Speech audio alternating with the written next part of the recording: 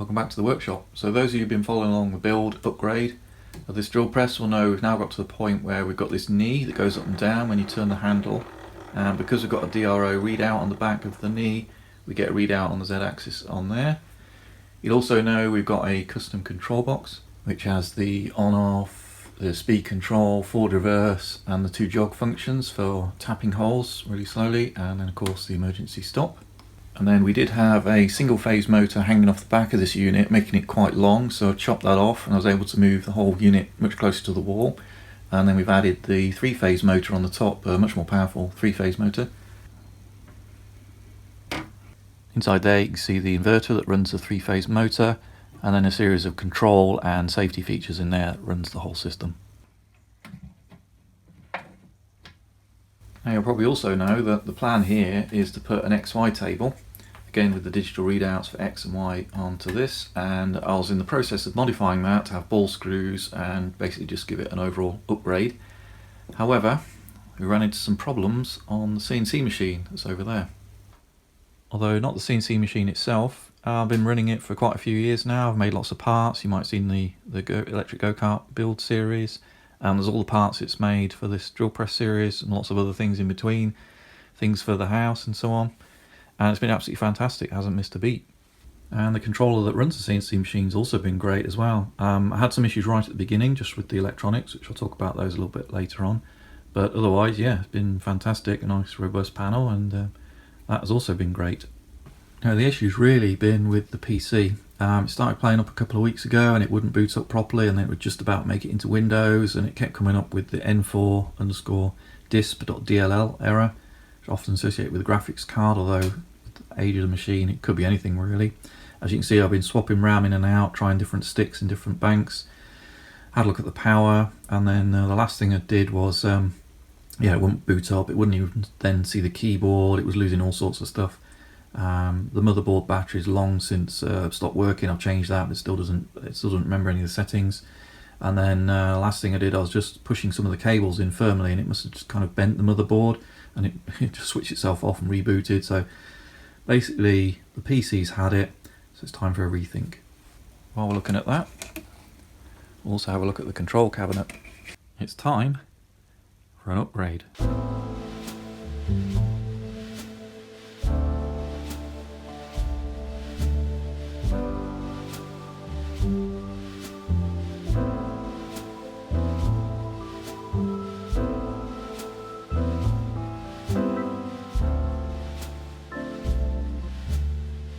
So the plan is to get rid of the parallel port system down there, as you can't really buy PCs with that anymore. We're going to go for an Ethernet motion control system, so we'll get rid of that. Make space for that control system. Everything in there will go. So these are the relays that help stop the false E-stops on this parallel port system, so that will go. I won't need that anymore. The fuses will be done properly with a DIN rail mounted fuse at the top. Same with these fuses here, they'll be properly done at the top there. And these are just the commons that come down to the power supply for the drivers. Those will go, so everything in there will go. And at the top there, the fuses will go in the corner there, that will all be reconfigured. And for all these devices, these are the miniature circuit breakers that control either this device or that one. They'll be grouped together, so they're not grouped near the system they're controlling, but grouped in logical areas. So you'll have fuses, the earth, the MCBs and power supplies, all kind of in a more logical order and grouped together by type. And over this side we'll have some power distribution. Basically we'll just tidy up that whole DIN rail there, chop all that out and reconfigure it. And while I'm there, I've also never been totally happy with these common distribution blocks we've got here. They do work, but it doesn't look very professional. So I managed to find these little units on eBay, so they're on the way. A little bit pricey, get a bit cheaper if you buy multiples of them, so I think I've got 4 coming, and they look like a neat solution to that. The other thing I want to sort out, see you've got the inverter box there that runs through that filter, the mains filter, and then the power that comes in runs out around the outside of the cabinet. And it comes down here and into this multi-reel extension, which is 25 meters. Now originally the plan was to just have all the power supplies here, so PC, the inverter, the control system, and then I had one spare. Problem was if I plugged it into there, then I got quite a lot of false E-stops. Now maybe that's due to the parallel port, this little board down here being a little bit sensitive to that, I don't know, but the fix for it was to run it through this 25-metre cable, and then that runs off over to the other side of the workshop near where the drill press is. So it's a different part of the mains circuit, and that extra length of cable just seems to be enough to sort it out. I've had no problems. But you know, it'd be nice to get rid of this, and if I go Ethernet, maybe that will be an enabler for that. So I'm looking at getting a new PC. Now it's pretty hard to find one with a parallel port on it at the moment. A pretty old system, so really it's either USB or Ethernet. I decided just to go straight to the Ethernet solution, which I think will be the best option. Lots of noise immunity. Hopefully it'll mean I don't need to put that big 25-metre trailing socket out there. I can get rid of some of these workarounds in here. I should give me a fighting chance at least. So that's the plan. Now, yes, you can get parallel port adapters, USB to parallel port and other things, but from what I've read, they either don't work very well or don't work at all, so that's not really a very good option to try and retain a parallel port. So I think for me, it's Ethernet. I think it'll just make it a more professional system. So in terms of the Ethernet options, I did look at the Ethernet Smooth Stepper. I think they did a USB initially, and then they do an Ethernet version. That looked okay. It looked fine. But as far as I could tell, it ran either off Mac 3, Mac 4 using a plug-in. I don't think they did their own custom software. So yeah, that was interesting. That was a possible option, but Mac 3 is not supported anymore. So I wasn't too sure about that, but the Ethernet system itself, the Smooth Stepper itself, looked fine, and the features looked fine. So then I had a look around at UCCNC, and it just sort of drew me in. I really like the look of that. It is an Ethernet system. It looks like some time ago they started with the UC100 system, but now the two options I looked at were the 300 Ethernet system. They do a 400, now I can't remember why I didn't think that was suitable. So the 300 system looked great, and then they also did a more compact AXBB unit. So both Ethernet, both made by UCCNC company. Both look like great little systems, so it was really for me just about the fine detail between each of those two different options. The other nice thing about it is they also have their own software, this UCCNC software, which is a change from Mac 3 obviously. Great things about that are that they're continually updating it. It's a live application. It's specifically designed to work with their Ethernet control system, so hopefully there should be minimal issues there. They have a very active forum. I did email the company, and I think it was on a Sunday on a bank holiday, and they got back within an hour, so you know, you can't say fairer than that, can you? So I was very, very impressed. So that is the option I decided to go with, UCCNC. So then it was just a matter of which of the other systems in there, either the AXBB Ethernet or the 300 to go for. And I will get this last one out. For some reason the screw is extremely deep. Come on. By the way, these are little DIN rail mounted terminals. We'll talk a little bit more about the options a bit later in the video. There's a company called Dinkle. I think they're American. You can get all their stuff off eBay, and there's a company over here in the UK that supply a lot of stuff. I think it's SCL, but I'll put links to all those. Been very impressed with their systems, particularly the way you can link them together. So just be careful. I'll just give you this word of caution. If you're thinking of making your own control box, you go with a particular brand of these terminals. You know, they all do the same thing, basically joining stuff together and so on. But if you want to make them common, so often rather than try and daisy chain and loop them together with little bits of wire, which is a bit fiddly, you can plug a little connector in here, or there's some way of joining them together, or 2, 3, 4, 5, up to a 10 way, whatever. They all have their own bespoke systems as far as I can tell. So if you buy a particular brand of these, then you're kind of stuck with those, and you have to buy their version of the connector in the center to join them and common them together. So you can have 1 in and 5 out or something like that. And I really liked the Dinkle approach to it. It was like a spring-loaded kind of pins that went in. Looked pretty neat to me. So that's the option I've gone for, but do your own research and see what works for you. We'll talk a little bit more about components and so on a bit later.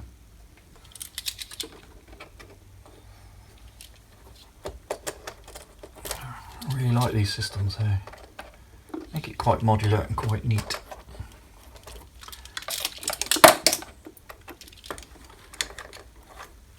They all clip onto this DIN rail. I think it's a 35mm DIN rail here, and they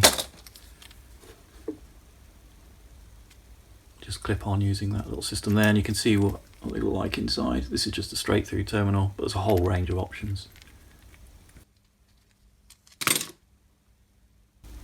Right, so after that little lot's been cleared out, we're left with this. So we've still got lots to do. Still got to reconfigure all this and reconfigure the DIN rail at the top as well. And we've got to get this out, but before we can get that out, just to give me easy access to the sort of getting the screwdriver in there, we need to take this front panel off. Well, I've still got quite a lot of work to do on that control cabinet, and it's going to take some time, so I thought we'll just take a moment just to talk about choices, options for motion control systems, and just give you the reasons behind the decisions that I made. So in terms of the choices that are out there for motion control systems, you've got your USB systems and Ethernet really. I think you might struggle to find a PC with a parallel port on it these days, so those are probably your two options. I was more drawn to the Ethernet solution. It looked a bit more professional, probably more noise immune than USB based on what I've read, so that was the choice that I went for. And then when you look at Ethernet, you've got the smooth stepper Ethernet system, and there was also the UCCNC Ethernet system. Those are the two that I had a look at. Now for the smooth stepper, it didn't look like it had its own dedicated software. It had to run through either Mac 3 or Mac 4. Now Mac 3 is not supported anymore, so I wasn't too keen on sort of reinvesting and going down that route. Mac 4 I hadn't heard great things about. I'm sure there are people using it and they have no issues, but it didn't really draw me in. You know, you got your Mac 4 and then you need a plug-in, and then it's two different companies. So in the end, I decided to go for the UCCNC system, which I really like the look of the software. You know when you get that good vibe about something, the more you read, the more it positively reinforces that. So let's just talk a little bit about the UCCNC systems and what they offer. So they offer a couple of solutions that are Ethernet based, and the one I went for, let's just go straight to it, the one I went for was the AXBB Ethernet system. I'll tell you why I went for that one in a moment. The other options they got available, they did have the UC100, that looked like an early edition. I think it was USB, but yeah, that didn't look very attractive. Then there were a couple of other systems they do. They do the 300 Ethernet system and 400. Now I forget why I didn't quite favour the 400, but the 300 looked like a really, really nice unit, as did the AXBB. So it was really a choice between this and the UC300. Both Ethernet, both do similar sort of things, both look like great systems. But just a couple of choices or reasons you might go one over the other. Now, this is a dedicated unit or compact unit, everything all in one. You don't need an additional breakout board unless you really need extra features. I'll talk about that in a moment. But essentially what you've got on this system is, so you've got an Ethernet in, comes to that in a moment. Then you've got the outputs there for your stepper motors, step and direction. See this one you've got analog, so if you want to run speed control for your inverter. Now I don't currently do that. I use a potentiometer on the front panel and I quite like that, but I thought something told me let's just have that anyway. I really would like that. You do have to feed it 5 volts and 24, which does mean you need 2 power supplies in your cabinet, which is a bit of a shame, but you need that with both the systems they offer. Then on the other side you've got a whole range of inputs here, so this is where your switches would go for your limits, proximity. Oh, by the way, this will take 24 volt proximity, no problem. You haven't got to mess around with trying to step it down to 5 volts and all that kind of stuff. That's proper 24 volt straight in for your proximity. You can have them serial or parallel depending on how you're using them, if they're home or in part of a limits chain. And then you've also got additional outputs over here if you want to run additional items. So it's quite a nice all-in-one solution, especially if you've got a 4-axis CNC or 3-axis, which is pretty popular. This will do everything I think you really need. Now the only downside to this, if you can call it that, is if you want lots of inputs and outputs. Let's say you've got automatic tool change where you need to know you've got lots of little switches and things you need to understand and control. This is probably not quite enough, in which case you just drop in, I think I've got an IDC26 cable, but the one that goes into there. And then you'd have a little breakout board and you can do additional features there, and you have additional inputs and outputs.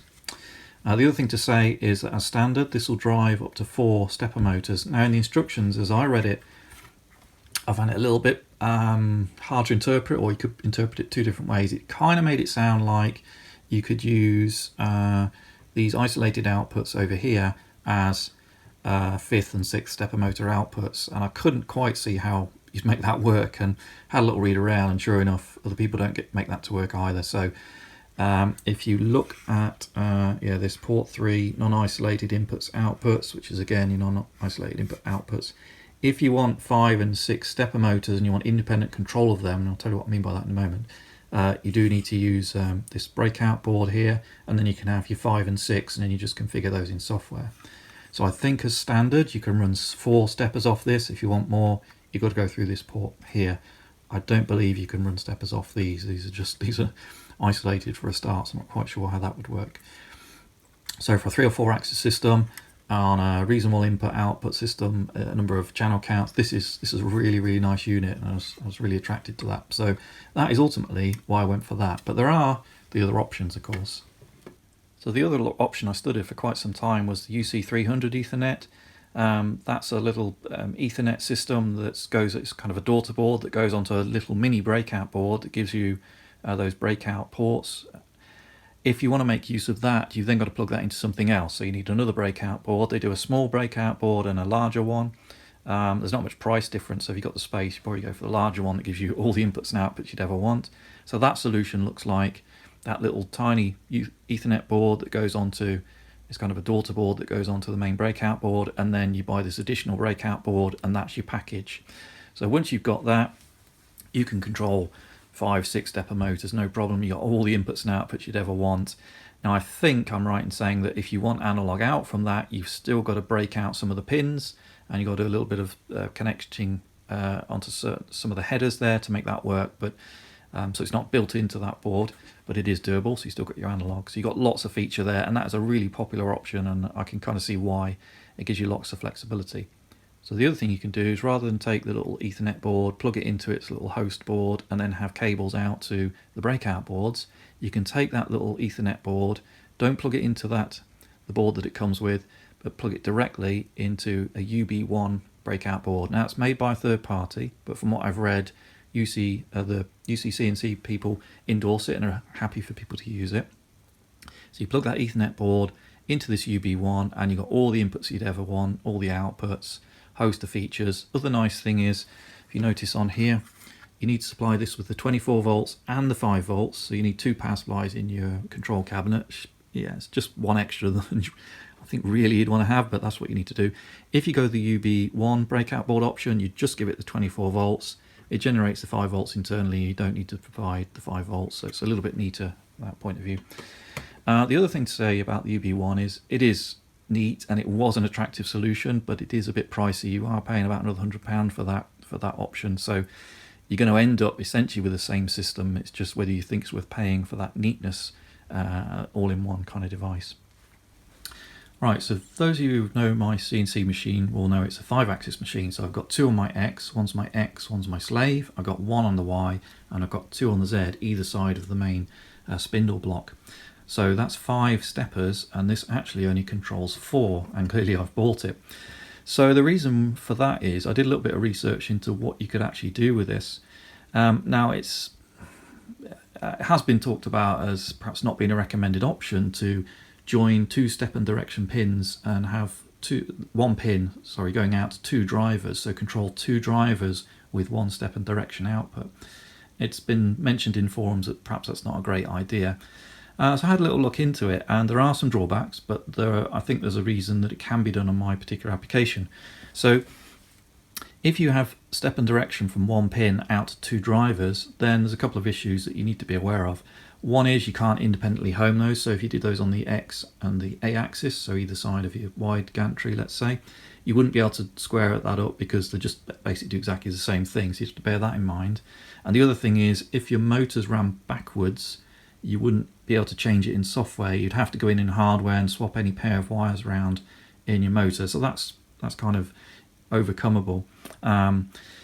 The other thing to be aware of is obviously you are pulling a certain amount of current out of these when you're driving the optocouplers on the steppers, so on the stepper motor drivers, sorry. And the worry I had was if I'm now driving 2 of those, am I going to exceed the current output for this? So I emailed the supplier, and what they said is for these outputs here, you can sync up to about 20 milliamps. And typically step and direction signals, they need about 5 to 10 milliamps each. So 5 to 10, multiply that by 2, it's up to 20 milliamps if you connect 2 drivers to 1 pin. The way I got the reply back kind of made it feel like, yeah, I think it was okay, nothing wrong in principle, but it didn't feel like they'd tried it or knew anything about it. So this is very much on me. Let's see how we get on. If I have a problem, and I'm only pairing up on the Z axis, by the way, because I don't need to home both those. They're basically right next to each other, same motor, they're the same whole step aligned, so I've loosened a coupling and made them so they jump to the same whole step. They're both just right next to each other, so there's no kind of squaring to be done. They're just, whatever one does, the other one does exactly the same. So I'm happy to slave those up off one step and direction. But as I say, watch out if you need homing, or your motor runs the other way, say if you're on a rack and pinion or the other way, you just need to make sure you're aware of that. Now, if that doesn't work and it becomes a bit unreliable, it doesn't always quite pull the right amount of current and I'm having problems, I've always got the option of having the ribbon cable in there and the breakout port here and driving the fifth axis that way. So nothing really lost, but so I'm going to give it a try and I'll report back what I find. It's going to take me a little while to get to that point, but that's what I'm going to go with. Probably the last thing that's worth saying about this neat little unit is, so I bought this off a company called Jazz CNC, so they're very active on the My CNC forum. It's a company that make dedicated or supply custom CNC machines to your design. So you tell them specification, I want it to do this, I want it this sort of size, this sort of thing I want to do. They'll come up with the design and make that for you and turn that around in a reasonable amount of time. And all the machines I've seen those guys make look really, really good, really nice, very knowledgeable. They're very active on the My CNC forum. Have no issue with replying with epically long replies in fine detail for no cost, you know, just because I think they just enjoy doing it. What they don't know about CNC machines is not worth knowing. Happy to give out advice. So I'll put a link down to that company in the description below. So that's where, although they supply custom-made CNC machines to your need, they're UK-based, by the way, and I don't know if they supply overseas, just you'll have to ask. I suspect it's UK, but I'm not sure. But a lot of UK builders have used them to make their machines for them. So they also have a little bit of stuff on stock on their shelves, including this controller and the UC300, possibly the UB1 breakout board, I'm not sure, but email them for that. But they're a custom machine CNC manufacturer, and they've made lots of great machines. There's this all the way from this little small one here, kind of a desktop type size. I mean, look how neat that is. It's a lovely little machine there. All the way up to this vertical one, all the way up to servos, you know, you name it, all sorts of machines and everything in between. So again, the link's down below. If you're interested in a custom CNC machine, give them an email, give them a call, and they do supply some little bits and pieces. I'm not sure how much they've got in stock. It's really about the machine building side, but they do have some quality items like this, and they sent me that. Also, I got the license for this UCCNC software on there, and when I get my PC up and running, I've got a new PC to make or acquire. When I get all that up and running, we'll have a look at that software side as well. So I managed to make some good progress here. So I haven't put the hinges on yet, but I've flipped it down. You can see it's a bit of a mess here, so I just need to sort this out. I'm not quite sure how I'm going to do it yet, and maybe have some connectors in between or something like that. And then there'll be a little twist lock, I think, here that will just hook into that and just hold it in place. Just makes it a little bit easier just to add to it and maintain it and so on over the years. And then at the top here, all that's come out. Now I've kept them connected because that's an easy way just for me to remember which cables they are, because I'm going to try and keep some of the safety system. Although something does tell me I'm basically probably going to end up just taking everything out and just rewiring it from scratch. That's a possibility. Because same here, a lot of this will get moved around and rewired, but I've just kept as many wires as possible just so I know what goes where. Again, really, to be honest, it's going to get rewired.